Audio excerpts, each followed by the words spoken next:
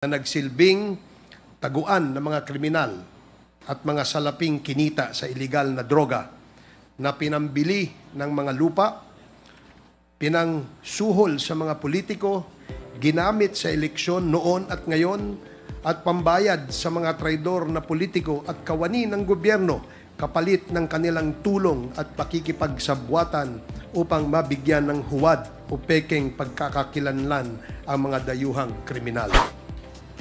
Bagamat nakasuhan na ang mga ilang personalidad na nasa likod ng human trafficking, money laundering at iba pang mga krimen kaugnay ng mga operasyon ng Pogo, ang mga banyagang sangkot na maituturing na masterminds dito, gaya nila Wang Xiyang, Duaren Wu at Michael Yang ay hindi pa nahahanap ng mga otoridad. Nakakapanindig balahibo ang mga natuklasan ng Quadcom. Masalimuot, subalit nahimay natin at napagtagpi-tagpi ang lahat. Balikan ninyo ang mga pangalan ng mga personalidad na binanggit at nasangkot sa lahat ng usapin. Hindi sila mga ordinaryong Pilipino o ordinaryong politiko, nakakagimbal at nakakatakot. Chief Nicolas Torre, malaki po ang inyong responsibilidad laban dito sa Pogo. 10,000 po ang mga Pogo operators na nagkalat pa po sa ating bansa. Sa inyong tapang at kisig, alam po namin na itong pong 10,000 ito ay mahuhuli natin. Sa mga small Pogo operators, ito yung mga tinatawag natin ngayon ng mga backyard. Backyard na lang ginagawa po nila pero patuloy po sila nag-ooperate. Na nagtatago ngayon, umanda kayo. Sa masangkot sa human trafficking, money laundering, scam, torture, kidnapping, at iba pang mga kababuyan na nagtatago sa ibang bansa, may araw din kayo.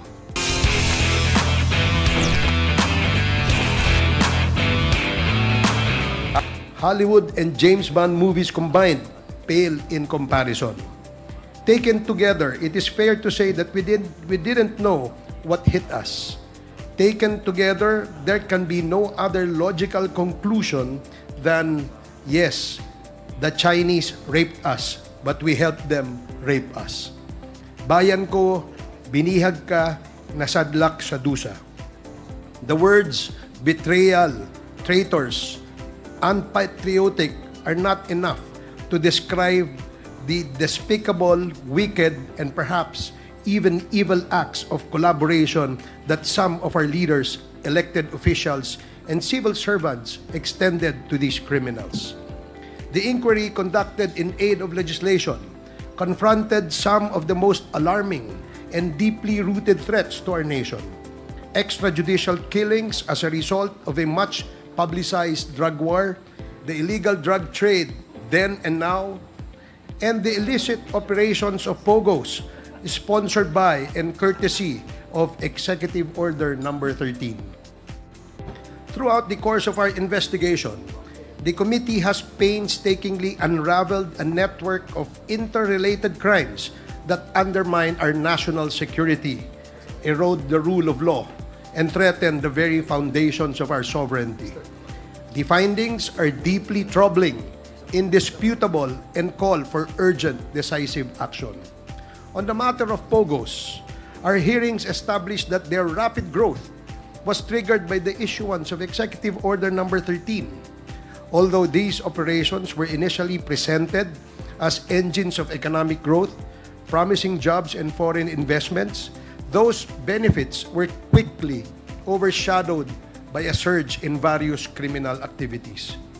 Pogo hubs have evolved into breeding grounds for transnational crime. Human trafficking, crypto scams, money laundering, identity fraud, torture, and even murder. Our hearings revealed that these hubs have harbored fugitives such as Wang Xiyang, the owner of the Hongsheng Gaming Technology, as well as Zhang Ruijin and Lin Baoying, both convicted in Singapore for money laundering. Perhaps the most alarming case is that of former Banban Mayor Alice Go, unmasked as Go Waping, allegedly a Chinese national who infiltrated our political system using fraudulent documents. This is not merely an immigration violation. It is a serious threat to our national security. Quadcom uncovered a disturbing pattern involving the fraudulent acquisition of Philippine citizenship by foreign nationals, often facilitated by falsified civil registry documents and in many cases with the willing participation and even facilitation of public officials, making them complicit in the commission of these crimes. Individuals such as Go Waping, Willie Ong, Eddie Tai Yang, Tony Yang posed as Filipinos, allowing them to acquire land, control corporations, and operate under the guise of legality, effectively circumventing our laws on nationalization and foreign ownership. One of the most telling examples is the Empire 999 Realty Corporation. As uncovered by this committee, it is composed of foreign nationals posing as Filipino citizens and is directly linked to the seizure of 3.6 billion worth of methamphetamine or shabu from a warehouse in Mexico, Pampanga. Following our investigation, the Securities and Exchange Commission revoked the company's registration. Empire 999, along with affiliates like Lucky South 99, has been tied to a broader criminal network engaged in drug trafficking, land grabbing, human trafficking, investment scams, and money laundering. These are not isolated incidents. The evidence paints a clear picture of a well-coordinated Chinese criminal syndicate operating through layers of corporate entities, nominee shareholders, and corrupt public officials. Prominent figures such as Michael Yang, also known as Hong Ming Yang, and Wei Xiong Lin are repeatedly linked to this network through entities like Farmally Corporation and Piley Holdings, names that have surfaced not only in POGO-related investigations but also in our probes into the illegal drug trade. Equally pressing is what we have uncovered regarding the so-called war on drugs under the Duterte administration. Launched with the promise of eradicating criminality in 3 to 6 months, this campaign devolved into a state-sponsored bloodbath that normalized extrajudicial killings as a policy. Our hearings confirm the existence of a reward system in which police officers were incentivized through cash or promotions or favorable assignments for neutralizing individuals listed in the so-called narco list. The narrative was chillingly consistent. Suspects supposedly fought back, nanlaban, thereby justifying the use of lethal force. We have also heard credible accounts of how inclusion in the narco list was used to settle personal and political scores, destroying reputations, careers, and lives without due process. It was a war not only on drugs, but in many cases on justice itself. The numbers speak for themselves. Official PNP records report 7,640 deaths during police operations from July of 2016 to June of 2022. Human rights organizations estimate that the real figure could be as high as 30,000. Whatever the final tally, the testimonies we have received, often harrowing, sometimes from law enforcement officers themselves, confirm a systematic pattern of abuse where legal safeguards were discarded and human lives were treated as expendable. We heard chilling accounts from the families of victims, from rights defenders, and from former officers who admitted their participation in extrajudicial killings, like the assassination of Attorney Wesley Barayuga, an official of the PCSO and retired military general. We also gave voice to individuals unjustly included in the narco list, helping them reclaim their dignity and seek redress. Let me be clear, these are not mere allegations. Our findings are anchored on official documents, sworn testimonies, financial records, land registries, corporate filings, and in some cases, direct admissions. The record is clear and damning. The duty now falls upon us to ensure that these findings lead to real consequences. We must demand accountability, not only for the victims of extrajudicial killing, these policies that will dismantle criminal syndicates, hold public officials accountable, reform our law enforcement institutions, and restore faith in justice and the rule of law.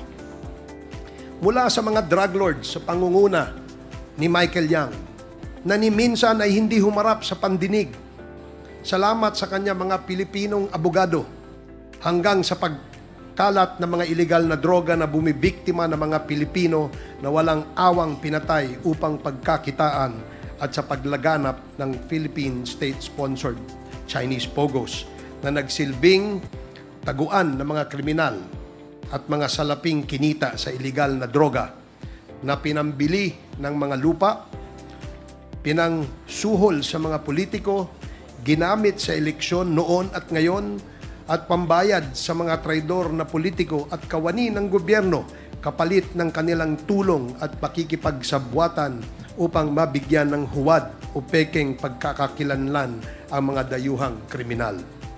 Nakakagulat malaman na ang lahat ng ito ay coordinated o magkakaugnay na para bang may isang taga-kumpas at ang lahat ay sumusunod. Nakakapanindig balahibo ang mga natuklasan ng Quadcom. Masalimuot, subalit nahimay natin at napagtagpi-tagpi ang lahat. Balikan ninyo ang mga pangalan ng mga personalidad na binanggit at nasangkot sa lahat ng usapin. Hindi sila mga ordinaryong Pilipino o ordinaryong politiko, nakakagimbal at nakakatakot. Sila ang magkakasabwat sa natuklasan ng Quadcom. At ang tanong ngayon sa ating mga sarili, ano na Juan de la Cruz? Saan katatayo? Maraming salamat at magandang umaga po. Matanong ko nga po kayo, tapos na nga po ba ang Pogo? O ito ay nagtatago lamang sa ibang anyo at pangalan? Nakalipas ang ilang buwan mula ng unang public hearing ng Quadcom sa Bacolor, Pampanga noong August 16, 2024. Noong September 5, 2024 naman, inutos ng Pangulo ang agad-agad na pagbabawal ng Pogo sa bansa sa pamamagitan ng Executive Order No. 74. Sa ngayon, sinampahan na ng mga kasong money laundering at qualified human trafficking ang mga pangunahing personalidad sa Pogo tulad nila Guo Waping na dating mayor ng Bamban Tarlac, si Catherine Cassandra Ong at Atty. Harry Roque at marami pang iba. Sa ating pagdinig ngayong umaga, muling inimbitahan ng Quadcom ang Anti-Money Laundering Council, ang Department of Justice, ang Interagency Council Against Trafficking o IACAT, at ang Presidential Anti-Organized Crime Commission o PAOC upang bigyan tayo ng mga updates ukol sa mga kasong isinampa na laban sa mga personalidad ng Pogo. Ayon sa PAOC, tuloy-tuloy at lagana pa rin ang operasyon ng Pogo. At higit sa 10,000 mga Pogo workers ang nananatiling at large dito sa ating bansa. Sa ating nakaraang mga hearing, na ipakita ng PAOC ang kanilang pagiging proactive sa mga law enforcement operations laban sa mga illegal Anti-Offshore Gaming Operation Act. Layunin ng panukalang batas na magtakda ng ilang matitibay at di matitinag na probisyon laban sa muling pagsulpot ng mga Pogo sa bansa. Sa ilalim ng House Bill No. 10987, ipapawalang bisa ang dalawang batas na may kaugnayan sa offshore gaming, ang Executive Order No. 13 na ipinalabas ng panahon ni dating Pangulong Duterte at ang Republic Act No. 11590 o ang batas na nagtatakda ng buwis para sa mga Pogo. Upang maiwasan ang pagbabalik ng offshore gaming operation sa anumang anyo, dapat nating ipatubad ang mahigpit na polisiya laban sa mga Pogo sa anumang anyo nito. Kabilang dito ang pagsasara ng mga butas sa batas, pagpapatibay ng mga kontrol sa imigrasyon at sa mga entry at exit points sa bansa at mas matatag na koordinasyon sa pagitan ng mga ahensya ng gobyerno, bangko at intelligence units. Bagamat nakasuhan na ang mga ilang personalidad na nasa likod ng human trafficking, money laundering at iba pang mga krimen kaugnay ng mga operasyon ng Pogo, ang mga banyagang sangkot na maituturing na masterminds dito, gaya nila Wang Xiyang, Duaren Wu at Michael Yang ay hindi pa nahahanap ng mga otoridad. Para hindi na muling makaporma ang Pogo sa anumang anyo sa ating bansa, nararapat na ating siguraduhin na hindi sila makakapagtago sa likod ng pekeng negosyo. May tiwala ako sa ating mga kapulisan at iba pang law enforcement agencies na hindi sila bibitaw sa kanilang tungkulin. Chief Nicolas Torre, malaki po ang inyong responsibilidad laban dito sa Pogo. 10,000 po ang mga Pogo operators na nagkalat pa po sa ating bansa. Sa inyong tapang at kisig, alam po namin na itong pong 10,000 ito ay mahuhuli natin. Ganoon din po kay General Gilbert Cruz at ang ating pang ibang mga ahensya. Inaasahan po namin ang inyong masusi at malawakang pagpapairal ng ating pong sinumpang tungkulin. Sa mga small Pogo operators, ito yung mga tinatawag natin ngayon ng mga backyard. Backyard na lang ginagawa po nila pero patuloy po sila nag-ooperate. Na nagtatago ngayon, umanda kayo. Sa masangkot sa human trafficking, money laundering, scam, torture, kidnapping, at iba pang mga kababuyan na nagtatago sa ibang bansa, may araw din kayo. Hahabulin kayo ng batas at hindi ito titigil hanggang makulong kayong lahat.